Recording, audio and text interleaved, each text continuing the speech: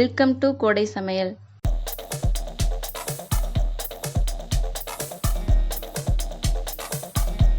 இன்னைக்கு நம்ம கோடை சமையல்ல ஓட்ஸ் இட்லி எப்படி செய்யலாம்னு பார்க்கலாம்.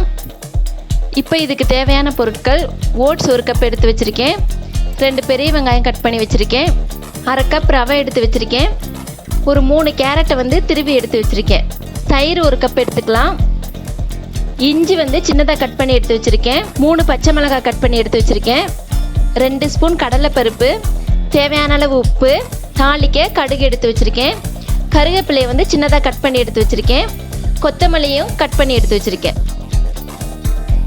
ஃபர்ஸ்ட் நம்ம கடாயில் ஓட்ஸ் சேர்த்து வறுத்து எடுத்துக்கலாம்.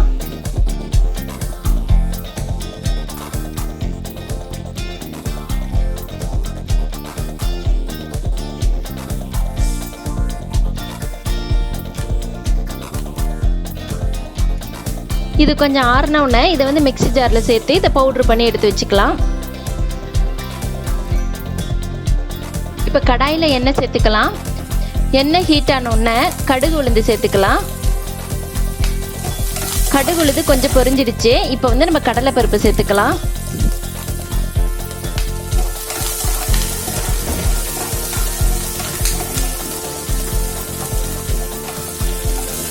இப்போ இதோட கருவேப்பிலை சேர்த்துக்கலாம்.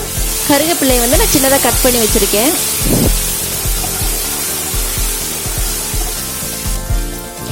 இப்போ இதோட நறுக்கி வச்ச வெங்காயத்தை சேர்த்து நல்லா வதக்கிடலாம்.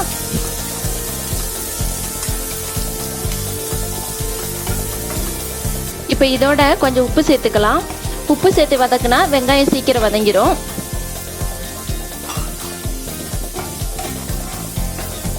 இப்போ கேரட்டை இதோட சேர்த்துக்கலாம். கேரட் நல்லா வதக்கிடலாம்.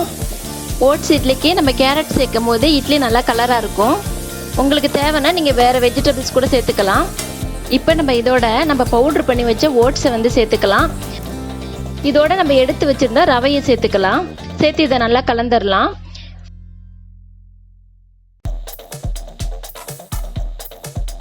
இப்போ இதை நல்லா நம்ம வறுத்து எடுத்துடலாம்.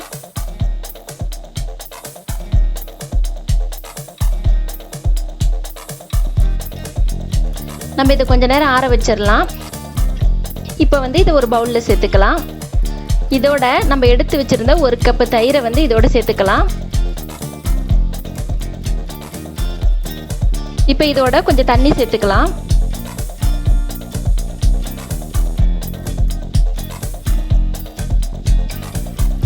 இப்போ இதோட நறுக்கி வச்ச கொத்தமல்லி சோடா கொஞ்சம் உப்பு சேர்த்து நல்லா கலந்துடலாம்.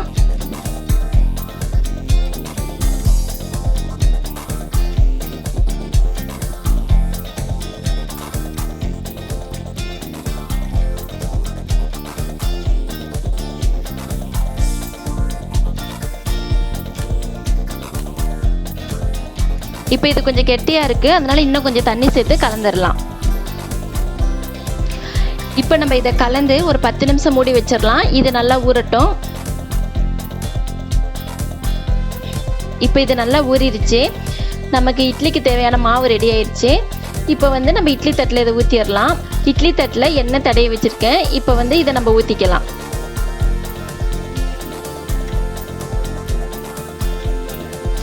இட்லி பாத்திரத்தில் தண்ணி சூடு பண்ணி வச்சுருக்கேன். இது கொஞ்சம் ஸ்டீம் வந்ததுக்கப்புறம் நம்ம வேக வச்சிடலாம். இப்போ நம்ம இதை மூடி போட்டு ஒரு 10 நிமிஷம் வேக வைக்கலாம். டேஸ்டான ஹெல்த்தியான ஓட்ஸ் இட்லி ரெடி. இந்த இட்லி நம்ம ஈஸியாக செஞ்சிடலாம். மாவெல்லாம் அரைச்சி புளிக்க வைக்கணும்னு அவசியம் இல்லை.